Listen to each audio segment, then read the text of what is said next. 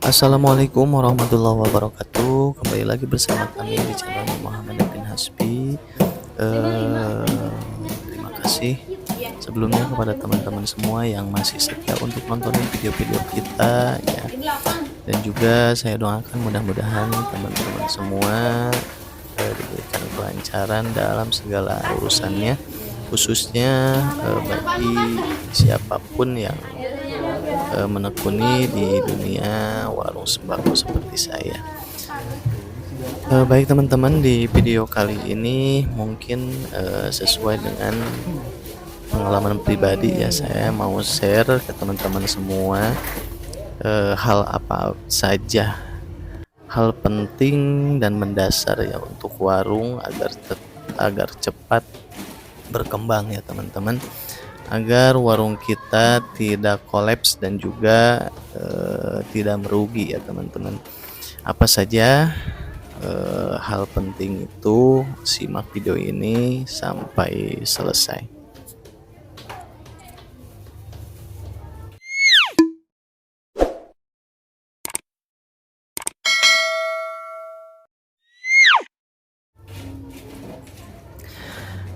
Baik teman-teman semua, kita langsung aja ke pembahasannya. Tapi sebelumnya saya mohon maaf ya, bukan maksud saya ingin menggurui teman-teman semua atau juga merasa lebih tahu ya soal dunia warung sembako ya. Namun ini saya menceritakan sesuai dengan pengalaman pribadi saya dari awal saya berjualan warung sembako bersama istri, dan inilah yang saya rasakan dan saya terapkan di warung saya. Dan alhamdulillah 2 tahun berselang, warung saya sesuai dengan penilaian saya, ada kemajuan dan juga perkembangan gitu teman-teman. Jadi di video kali ini saya udah rangkum 5 poin penting ya agar warung kita cepat berkembang ya.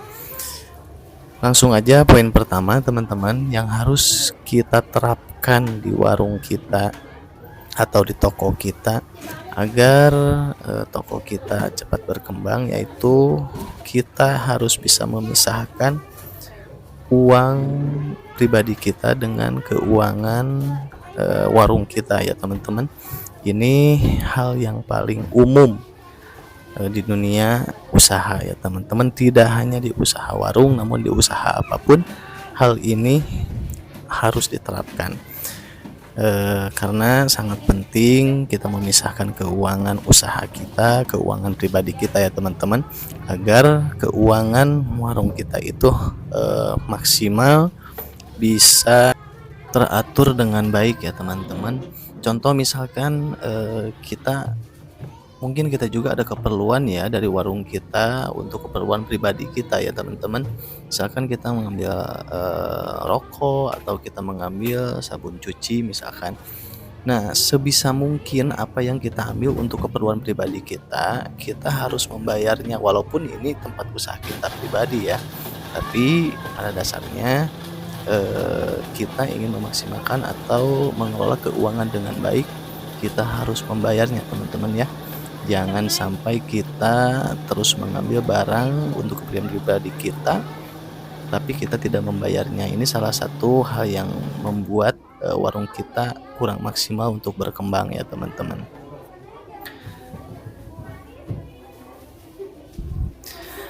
Lanjut poin yang kedua ya teman-teman. Poin yang kedua dari 5 poin penting agar warung kita cepat berkembang, kita perlu untuk membuat suatu catatan khusus ya teman-teman untuk semua barang yang keluar dari warung kita ya, termasuk kita mencatatkan harga barang tersebut ya, agar kita tahu tiap harinya itu kita keluar barang apa saja yang paling laku di warung kita ya.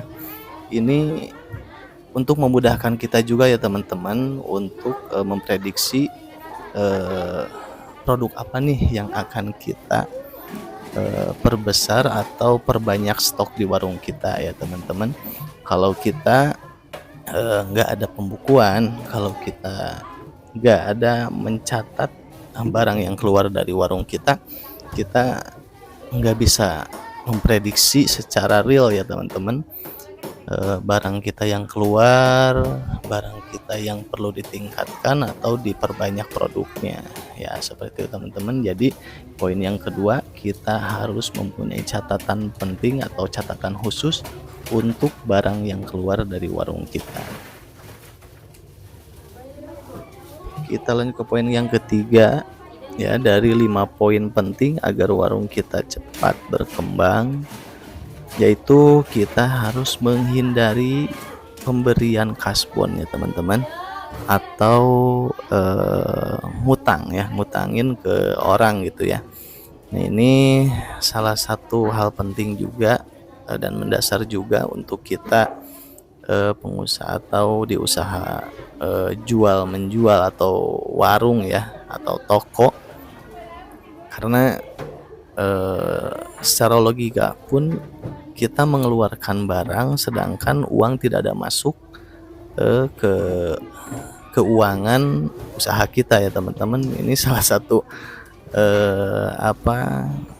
salah satu hal yang kita harus hindari ya teman-teman. Dengan cara kita bisa membuat satu warning atau membuat satu tulisan ditempel di warung kita, tidak menerima kasbon atau tidak menerima hutang misalkan ya.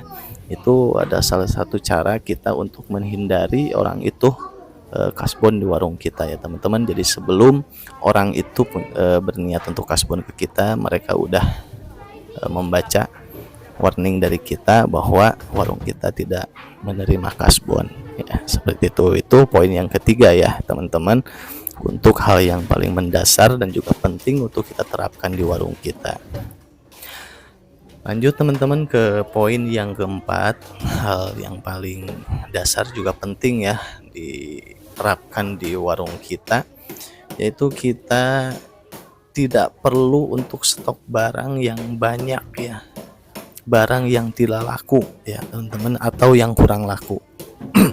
Nah, ini bisa diprediksi barang yang laku dan tidak laku, atau barang yang banyak keluar dan yang minim keluarnya itu dari poin nomor 2 tadi. Kita mempunyai catatan khusus ya untuk barang yang keluar, untuk barang yang dibeli oleh konsumen kita ya teman-teman. Kita bisa melihat dari data itu apa saja barang yang perlu kita stok lebih banyak, dan juga barang apa saja yang kita harus adakan seminim mungkin, yang penting ada gitu teman-teman. Nah, itu poin yang keempat ya yang kita harus terapkan di warung kita. Lanjut poin yang kelima teman-teman, yang tidak kalah penting dari semua poin-poin yang awal tadi, yaitu kita selain berikhtiar ya mencari rezeki dengan berdagang, kita juga harus berdoa ya teman-teman. Nah, ini paling penting juga, jangan kita lewatkan ya. Sebisa mungkin kita harus berdoa sesuai dengan keyakinan kita masing-masing tentunya ya teman-teman. Mudah-mudahan dengan berdoa kita sudah berikhtiar menjalankan apa yang kita kerjakan, dan dengan berdoa mudah-mudahan semuanya diberikan kelancaran, keberkahan, dan juga hasil yang maksimal dari apa yang kita kerjakan ya teman-teman. Nah, itu saja teman-teman, barangkali ya hasil dari pengalaman saya yang saya terapkan di toko saya selama 2 tahun saya menjalankan bisnis toko sembako ini. Dan mudah-mudahan video yang saya buat ini bisa jadi referensi teman-teman semua, bisa jadi inspirasi teman-teman semua. Mungkin yang baiknya bisa teman-teman terapkan di warung teman semua, yang kurang baiknya abaikan saja teman-teman. Sekian video dari saya, kurang dan lebihnya saya mohon maaf yang sebesar-besarnya. Assalamualaikum warahmatullahi wabarakatuh.